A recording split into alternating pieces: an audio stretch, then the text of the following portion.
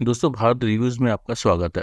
दोस्तों, कल रात 2:30 बजे प्रधानमंत्री मोदी COP28 समिट यानी विश्व जलवायु कार्रवाई शिखर सम्मेलन में शामिल होने के लिए देर रात दुबई पहुंचे।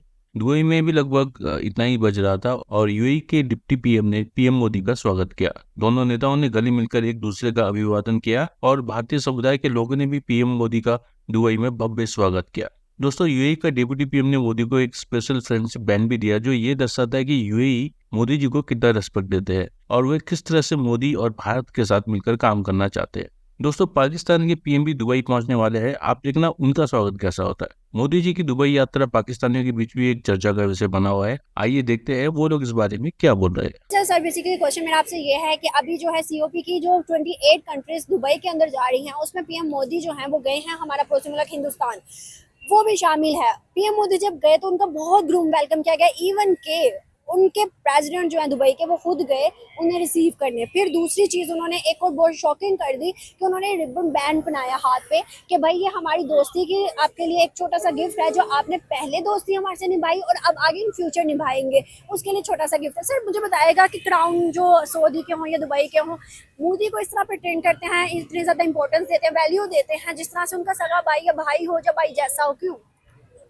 देखें, इसके लिए तो आपको क्वेश्चन में ही आपका आंसर है कि वो जो हमारा पड़ोसी मुल्क है उसकी जो इकानमी है वो हमसे देखे कितनी, वो वर्ल्ड की जो है 5th लार्जेस्ट ग्रोइंग इकानमी है।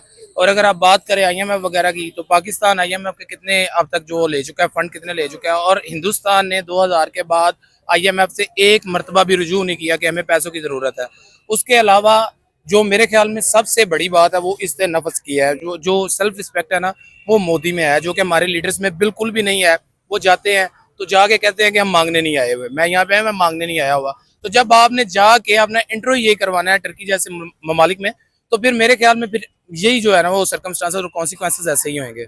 पीएम, क्या हमारे पीएम ही वजह है जो आज 26 ममालिक ने इंडियंस को एक गिफ्ट दिया है? वो क्या कि उन्होंने 26 ममालिक ने कहा कि भाई हम आपको फ्री वीजा एंट्री देना स्टार्ट कर रहे हैं। जैसे मलेशिया ने भी दी है ऑलमोस्ट 2 दिन 3 दिन पहले 26 मुल्क हो गए हैं, और हम देख लें तो हम रोते रहते हैं, पैसे दे के भी हमारे रिजेक्शन लग जाती है अपने घर में बैठे। आप ना अब मुझ पे रहम करें, रात को मुझे काले वीगो ने उठाने आ जाना है।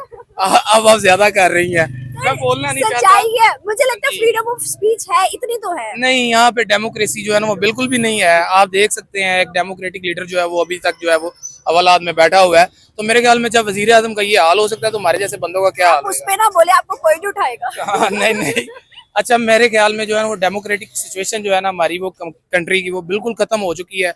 यहाँ पे डिक्टेटरशिप ही चलती आई है और डिक्टेटरशिप ही चलती रहेगी। इस्लामिक कंट्रीज दुबई और सऊदी, वहाँ पे हम पहले दौर की बात करें सदियों पहले, तो वहाँ से बुत प्रस्ती को खत्म किया गया, वहाँ से मंदिरों को तोड़ा गया, वहाँ से हर चीज को खत्म किया गया। आज वहाँ पे सऊदी के अंदर सिनेमा, सऊदी के अंदर कॉन्सर्ट हो रहे हैं, दुबई के अंदर लार्जेस्ट मंदिर बना के इनोग्रेशन के लिए खुद, और हाँ, और दुबई के शेख खुद वहाँ पे बैठे हैं पूजा के लिए। तो सर इन चीजों को आज प्रमोट किया जा रहा है, क्यों? कल तक तोड़ा जा रहा था, खत्म किया जा रहा था, आज प्रमोशन मिल रही है। देखिए, क़यामत भी तो आनी है ना, फिर ऐसे ही आनी है ना। जब हम इस्लाम से दूर होते जाएंगे, वो 30 बंदे आएंगे जिन्होंने नबी होने का दावा करना है, तो ऐसे ही क़यामत आएगी। एज अ मुस्लिम मेरा तो यकीन यही है, ऐसे ही प्रोसीजर चलता रहेगा। दज्जाल ने भी तो आना है ना, उसने भी तो आगे फिर हजरत ईसा ने भी आना है। ऐसे ही काम जो है ना वो करीब करीब जाना है। 1400 साल तो गुजर गए। हमें हिंदुस्तान से अच्छे ताल्लुकात बढ़ा लेने चाहिए क्योंकि अभी जरूरत है। अगर मेरी पर्सनल, मैं एक मतलब कि ये इकोनॉमिक्स का स्टूडेंट हूँ, अगर ये अपने इंडिया के साथ अपने जो है वो तल्कात सही कर लेते हैं, जैसे मैक्सिको, कनाडा और अमेरिका के हैं, उन्होंने आपस में बॉर्डर फ्री ट्रेड करते हैं। और मैक्सिको एक गरीब मुल्क है, कनाडा और अमेरिका की निस्बत अगर बात की जाए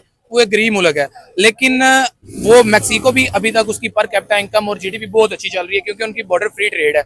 अगर ये पाकिस्तान और इंडिया ऐसे बॉर्डर फ्री ट्रेड करने लग जाए तो मेरे ख्याल में ये दोनों जो एशियन मुल्क हैं वो पूरी दुनिया के सबसे खुशहाल मुल्क हो जाएंगे, क्योंकि इन दोनों के पास अपने अपने रिसोर्सेज की स्पेशलाइजेशन है। के मुताबिक पाकिस्तान के मौजूदा प्राइम मिनिस्टर इनवारुल हक काकड़ यूएई का विजिट करने वाले हैं, जहां पे वो हेल्प के सिलसिले में जाएंगे कि मतलब जो पाकिस्तान की मौजूदा सिचुएशन है, मुश्किल हालात से पाकिस्तान गुजर रहा है, इस सिचुएशन में यूएई उन्हें हेल्प करेगा, पाकिस्तान को हेल्प करेगा। साथ ही साथ खबर ये है कि इंडियन प्राइम मिनिस्टर भी दुबई का विजिट करेंगे, जो ग्लोबल इन्वायरमेंटल चेंजिंग्स हैं उसके ऊपर वो मीटिंग करेंगे। क्या करते हैं भाई आप? हम मांगते रहते हैं।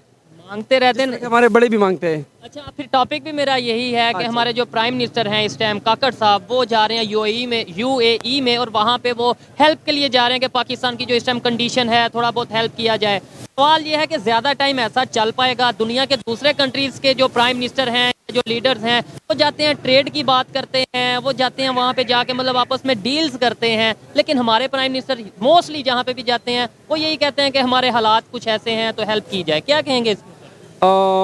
मैं तो एक सच कड़वा सच बताऊंगा आपको, वो ये है कि ना ज़्यादा देर तक अपने बाप से भी मांगो ना तो मुनकिर हो जाते हैं, तो कब तक वो लोग हमें सपोर्ट करेंगे।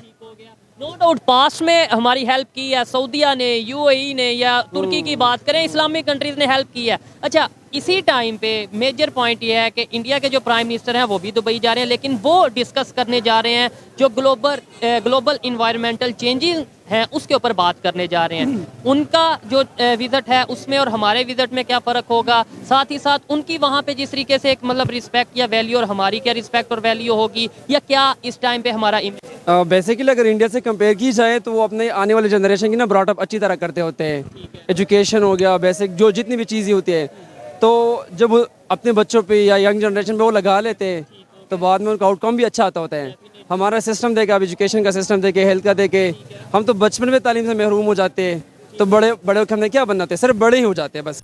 इसकी बहुत सी वजूहत हैं। सबसे बड़ी वजह तो ये है कि अगर आप इस वक्त यूएई, दुबई इनके देखें ना कि ये ग्लोबल मार्केट में ये किसके साथ चल रहे हैं, तो यूएई का सबसे स्ट्रांग अलायंस चल रहा है यूनाइटेड स्टेट्स ऑफ अमेरिका के साथ, और इंडिया भी यूएस के साथ बहुत अच्छे ताल्लुकात पर है। अगर आप उसका मवाजना करें ना पाकिस्तान के साथ, तो आपको पता चलेगा कि पाकिस्तान के ज़्यादा अच्छे ताल्लुकात हैं चाइना के साथ। एंड चाइना और यूएस का ग्लोबल कंपटीशन चलता है कि इनमें से कौन ज़्यादा बेसिकली इकोनॉमिक डेवलपमेंट की तरफ जाएगा। तो उससे होता ही है कि जब एक कंट्री को नज़र आता है ना कि किसी दूसरा उसका एलाय उसके मुकाबले में खड़ा हो सकता है, तो ऑब्वियसली यूएस उन कंट्रीज़ के साथ अच्छे रिलेशन करेगा जो उसके साथ उसको बेसिकली मज़ीद डेवलपमेंट की तरफ लेके जा सकते हैं। तो यूएई एंड सऊदी अरेबिया, ये दोनों कंट्रीज़ ये बेसिकली यूनाइटेड स्टेट्स का ब्रिज हैं to move towards Indo Pacific. तो और इंडिया उनके लिए चाइना को ओवर पावर करने के लिए मेन पावर है। इंडिया बेसिकली वो कंट्री है जो कि साउथ एशिया के रीजन में चाइना को काउंटर कर सकता है। लेकिन हम अगर देखें तो पाकिस्तान इस सारे खित्ते में कहीं नजर नहीं आता। क्या पाकिस्तान की खुद की गलतियां या फिर ये लॉबी है जो कि हिंदुस्तान और अमेरिका वगैरह की चल रही है? पाकिस्तान ऑलरेडी दुनिया में सबसे कम कार्बन एमिशंस वाली कंट्रीज में से एक है, इस वजह से पाकिस्तान को जाने की रीजन नहीं नजर आई। दैट इज व्हाई G20 में पाकिस्तान क्यों नहीं था? G20 में पाकिस्तान इसलिए नहीं है क्योंकि हमारे इस वक्त मुल्क की जो इकोनॉमी के हालात हैं उसकी वजह है। वो G20 में 20 मोस्ट डेवलपिंग इकोनॉमीज हैं और हम इस टाइम इकोनॉमिक क्राइसिस में चल रहे हमारे हैं। हालात में पीछे हुए ना। बिल्कुल, हम हालात में उनसे पीछे हैं।